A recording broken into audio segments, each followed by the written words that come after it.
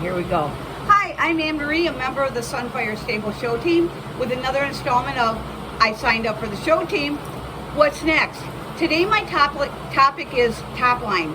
I'm a little bit concerned with Swede, as he's an older gentleman and he gets worked several times a week. I'm here with Catie, who is from Purina, and she's going to do an evaluation of him. So I'm going to step out of the way and let you do your thing. Okay.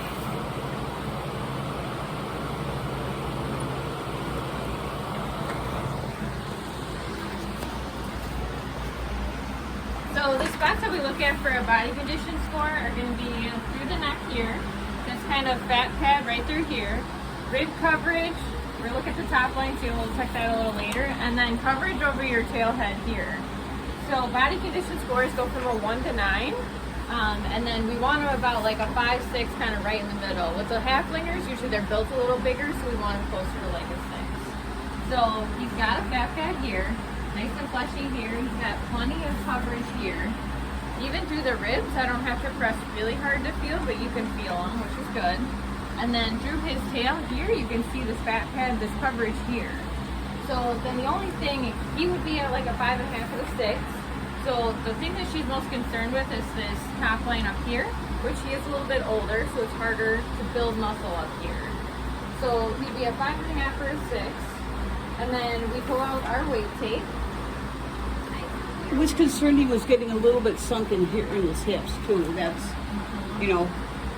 So the halflingers, I do like to see it like a 6 because they are a bigger breed. Right. But a good 6, not all fat.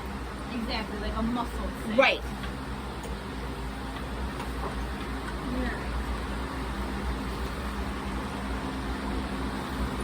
And so that's at the withers, like where you measure for height as well. Yep, exactly. So you want to go straight where your girth or your cinch goes. So vertical up and down. You don't want to be kind of back here because that's going to make him actually a little less than what he actually weighs.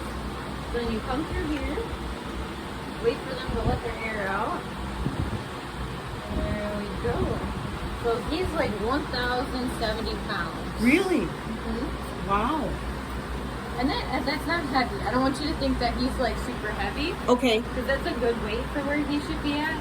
But then again, like talking about him being a little bit older, harder to build that muscle. So how often is he worked? Almost every day. Okay. I would say 5 times a week. Okay. Half hour. You know, for our show prep lessons, we're out there for an hour. Okay. Perfect. So that's the evaluation of him. So we're actually done with him at this point. Okay. And then we'll go into talk about like more the nutrition side. Okay. Do you want to stand here with him or? Wherever you would like to go. Well, you know what? We may as well finish up. We may as well stand here and do it. So, okay. As long as he's happy and eating. Yeah. There you So what is his current diet? his diet is he is in a dry lot Okay. with a friend, and so they get. I'm not sure how many flakes in the morning and the afternoon. They get, I think 2 flakes each in the morning and 2 in the afternoon. He gets, I think about a quarter cup of calm and easy twice a day. He gets a tranquility supplement. He gets Equiox, and he gets glucosamine. Okay. So the only thing that I would say is we should weigh out the combination and see how much like pound-wise he's actually getting. Okay. Unless you know. It's I don't know. It's Okay. Yeah, it's not very much. So we should weigh that out because each feed has a minimum feeding rate. Okay. So based on their weight, so if we say even if he's 1,000 pounds, typically with like your more concentrated grains, you're gonna have to feed between like 4 to 6 pounds for a 1,000-pound animal. Okay. So if he's not hitting that, he's not getting all of his vitamins, minerals, and amino acids. Okay. Which could be why he's having a little bit harder time building his top line. Okay. If he's not getting enough protein, and if he's not getting enough of the amino acids that he needs. Okay. So that would kind of be maybe where we should start, is weigh out the grain, see how much he's actually getting of that. Which if he's only getting like a quarter scoop, I highly doubt he's getting like 4 pounds of it. So it may Really? be something that he should go over to like a ration balancer.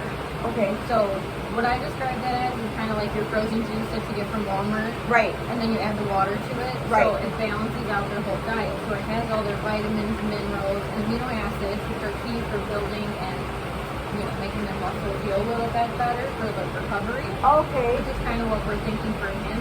So the reason that you're seeing this here, so this is going to be all muscle development.